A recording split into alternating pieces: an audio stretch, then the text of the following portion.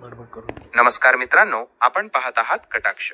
आज आपण एका गंभीर आणि वादग्रस्त विषयावर बोलणार आहोत. 26 नोव्हेंबर 2008 रोजी मुंबईवर झालेल्या दहशतवादी हल्ल्यांबाबत. मित्रांनो, या हल्ल्यांनी संपूर्ण देशाला हादरून सोडलं होतं. 166 निरपराध लोकांचा बळी गेला होता, तर 300हून अधिक जण जखमी झाले होते. ताज हॉटेल, ओबेरॉय ट्रायडंट, छत्रपती शिवाजी महाराज टर्मिनस आणि नरिमन हाऊस यासारख्या ठिकाणांना लक्ष्य करण्यात आलं असताना हे हल्ले पाकिस्तानस्थित लष्कर-ए-तोयबा या दहशतवादी संघटनेने घडवल्याचं सर्वमान्य आहे. पण आज आपण याच हल्ल्यांबाबत भारताच्या गृह मंत्रालयाचे माजी सचिव आर.व्ही.एस. मणी यांनी केलेल्या वादग्रस्त दाव्यांवर चर्चा करणार आहोत. मणी यांनी त्यांच्या the myth of Hindu terror या पुस्तकात आणि अनेक मुलाखतींमध्ये असा दावा केला आहे की 26/11चे हल्ले हे तत्कालीन युपीए सरकारमधील काही घटक आणि पाकिस्तानच्या ISI यांच्या संगनमताने घडवले गेले आहेत.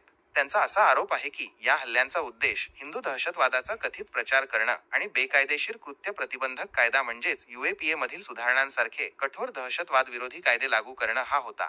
मणी यांच्या मते हल्ल्याच्या दिवशी गृह मंत्रालयातील बहुतांश वरिष्ठ अधिकारी इस्लामाबाद येथे दहशतवाद विरोधी संवादासाठी गेले होते. हा संवाद 25 नोव्हेंबरला होणार होता, पण तो 26 नोव्हेंबरला हलवण्यात आला, ज्यामुळे मंत्रालयात कर्मचारी कमी होते. त्यांनी असा आरोपही केला आहे की राष्ट्रीय सुरक्षा रक्षक NSG यांना मुंबईत पोहोचण्यास 10 तासांहून अधिक वेळ का लागला, यामागे जाणीवपूर्वक विलंब होता, असं ते म्हणतात. याशिवाय मणी यांनी 2013 मध्ये इशरत जहाँ प्रकरणात विशेष तपास पथकासमोर SIT दिलेल्या जबाबात आणखी एक गंभीर दावा केला.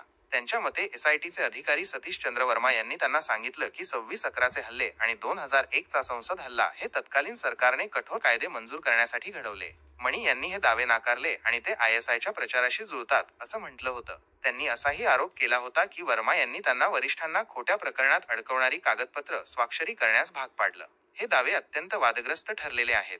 मणी यांचे दावे नाकारणाऱ्यांचं म्हणणं आहे की मणी यांच्याकडे ठोस पुरावे नाहीत आणि त्यांचे दावे केवळ षडयंत्र सिद्धांताला बळ देतात. यामुळे लष्कर-ए-तोयबा आणि ISIच्या जबाबदारीवर प्रश्नचिन्ह निर्माण होतं, जे अजमल कसाबच्या कबुली जबाब, हस्तगत संदेश आणि आंतरराष्ट्रीय तपासाने सिद्ध झालं आहे. मणी यांचे दावे पाकिस्तानी माध्यमांनी आणि हाफिज सईद सारख्या व्यक्तींनी लष्कर-ए-तोयबावरचा ठपका हलका करण्यासाठी वापरले, ज्यामुळे पाकिस्तानातील 26/11च्या खटल्यावर परिणाम होण्याची भीती आहे. मात्र मणी यांचे समर्थक त्यांना UPA काळातील राजकीय हस्तक्षेप उघड करणारे सत्यवादी मानतात. दुसरीकडे अधिकृत माहिती स्पष्ट आहे. कसाबचा कबुली जबाब, तांत्रिक पुरावे आणि आंतरराष्ट्रीय तपास यावरून हे हल्ले लष्कर-ए-तोयबाने काळजीपूर्वक नियोजित केले होते हे सिद्ध झालं आहे. प्रधान चौकशी आयोगाने मुंबई पोलिसांच्या कारवाईवर टीका केली, पण देशांतर्गत कटाचा कोणताही पुरावा सापडला नाही. 26/11 नंतर भारताने राष्ट्रीय तपास यंत्रणा NIA स्थापन केली आणि किनारी सुरक्षाही बळकट केली. मणी यांचे फिक्स्ड मॅचचे दावे आजही वादाचे केंद्र आहेत, पण त्यांना पुष्टी देणारे कोणतेही ठोस पुरावे नाहीत. हे दावे भारतातील सुरक्षा राजकारण आणि कथानक नियंत्रणावरील मोठ्या चर्चेचा भाग आहेत. तरीही उपलब्ध तथ्ये 26/11च्या हल्ल्यांचं मूळ पाकिस्तानस्थित दहशतवादात आहे याकडे निर्देश करतात. या हल्ल्याचा योग्य तपास झाला आहे का? सर्व सत्य बाहेर आलेलं आहे का?